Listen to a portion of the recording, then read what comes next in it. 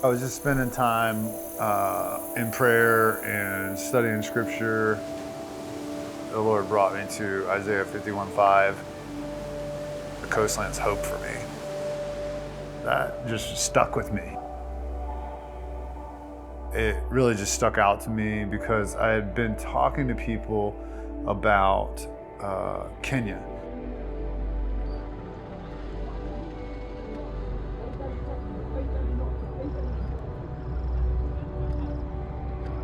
Our first trip we took there was in 2002. Of course, that was our first experience, in Kenya and seeing their culture and their, just every part about their lives. It was nice to be back with them. It's like being back with your family that you haven't been with for a long time. We got there, I just felt a connection immediately with the kids. Just playing and having a good time with them. And it was like I knew them already.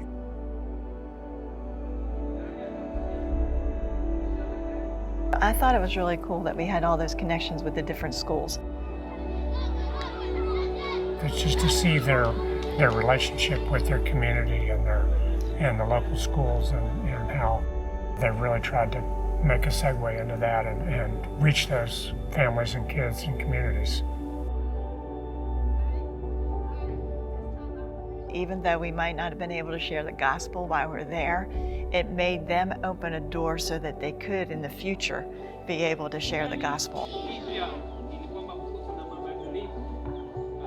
I think number one thing that stuck out to me was integration of Muslim Christian students in these schools.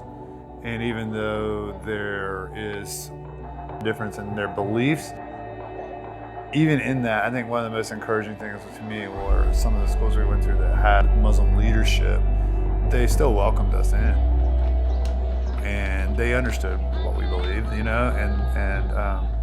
even being able to pray with some of them. We prayed with the one principal, if you remember that. Because one of the schools we went to, the principal was a Muslim, and they wanted to honor what they said. They wanted to show a different way. And so I think that's so important, that they would be people of integrity. When we went to this Muslim school, we couldn't really share the gospel. All we could do was share our testimony. And we were speaking to a lot of the teenage boys there, and I just shared with them how I was made fun in school, elementary school and stuff, but how God had given me hope. When you're sharing about the truth of what hope is, holding on patiently, expecting. It doesn't mean that something's going to happen today. It doesn't mean that something's going to happen tomorrow. It may not even happen the way you think it's going to happen. But God is faithful to provide us hope.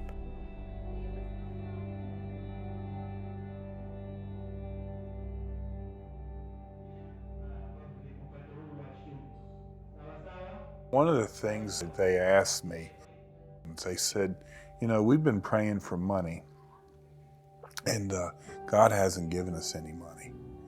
So that night I was laying in bed. God had been speaking to me about sharing about the camel and how it's easier for a camel to go through an eye of a needle than a rich man to come to know the Lord. So I asked them, if you felt like God would give you money, do you feel like everything would be okay? It just came out, and I said, that's a lie from the enemy. If we have a relationship with God, we can be happy. We don't have to have money. He's the vine and we're the branches, and we can't do anything without him.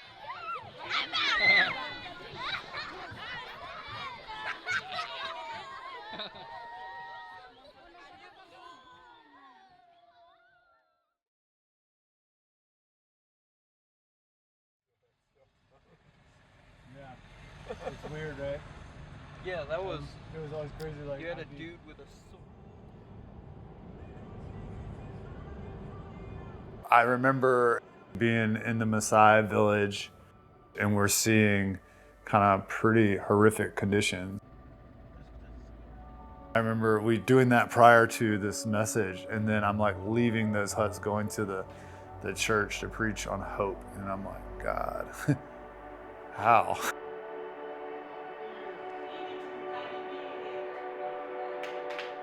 Like, how am I preach on hope right now? Like, I'm having trouble having faith and belief that there's hope here.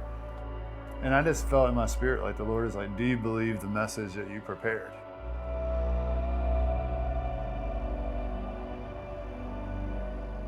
One of the young men there at the orphanage, he found out that his mom had left his dad. I went in and he was sitting there with John and Habona in their house, and I asked him if I could pray with him. Because I remember when my kids found out that ex-wife and I were separating, and how that was just really difficult. So just to encourage him in that God was going to have him in the palm of his hand and love him, and just to pray for his parents. That was a special time for me. That experience with that gentleman in the hut, the whole space was about as much space as between me and you right now, you know? It's like, this is where this guy's living, laying in the dirt. And yeah, it was despair was definitely a feeling. Our translators with us, right, shows him the images of his son who was at Ray of Hope. And you could see the hope in this guy's eyes, you know, at that moment. He was so happy that his son might have a chance, you know, or a different life experience because of Ray of Hope. Even in that despair, you could see some hope that this guy was still holding on to, you know?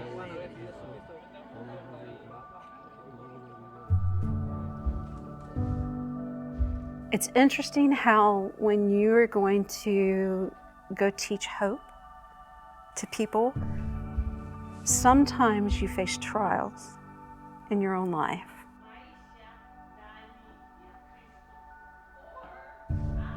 I'm still going through some really hard stuff in my family. It would be real easy to say there's no hope. And being able to share that with the kids who are in situations that are things that we can't even fathom going through. And to give them a tool for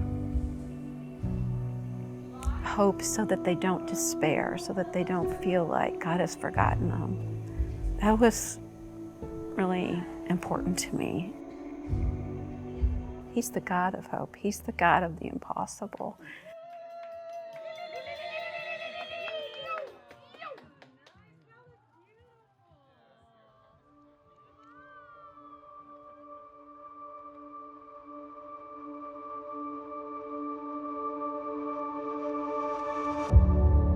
I just kind of was reminded of that even through this trip, that it can be a quiet type of hope.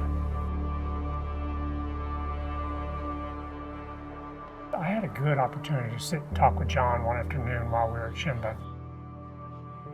I got a sense from him just what it looked like both now and what they hope for the future, and that was exciting.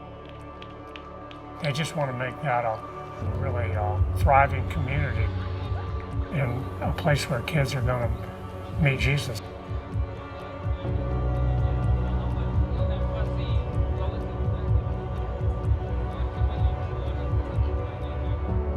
The day camp that we had at Shimba, it was really a good thing for me to experience. From one of the schools that was more Muslim, we had like 25 or something high school boys who spent the day with us, and we got to share the gospel and talk to them and answer some challenging questions and discussion. You could clearly see that I was out of my league and that God was supplying ways to answer their questions. When we were done at the end of the day, they asked me to walk back with them. And one of the things that I said to them is just, not to ever give up. I remember them going up around me. They were laughing and everything. They said, "Don't give up, don't give up." It just encouraged me that we were getting through to them the message that, God loved them and He doesn't give up on us. This time I was so challenged. You can't just hide and you can't just do the bare minimum. Knowing just scripturally where God uses hope in His Word. We hang on to that and we tie hope around our hearts so that when we do feel those concerns and that frustration, we know it's something we can cling to and that it is real. God's so faithful.